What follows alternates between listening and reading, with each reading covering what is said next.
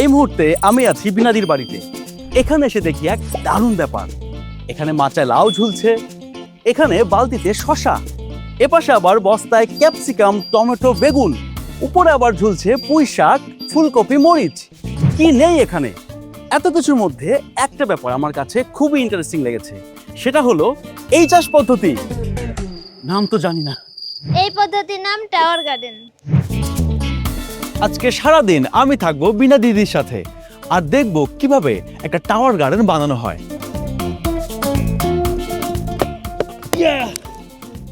ব্যাপারটা দেখতে অনেক সহজ মনে হলেও অনেক কষ্টের। এখন এই বাঁশের খুঁটিগুলো খুবই মজবুত হয়েছে এবং এই বাঁশের চটাগুলো নিচ থেকে উপরের দিকে আরো কয়েকটা লেয়ার আমরা এখানে দিব। আমাদের টাওয়ার গার্ডেন এখন একদম প্রস্তুত। এই টাওয়ার গার্ডেনে আপনারা কি কি ধরনের শাকসবজি রোপণ করে থাকেন? লাউ, মিষ্টি কুমড়া, বেগুন, লাল শাক, পালং শাক সবই চাষ করা সম্ভব এখানে।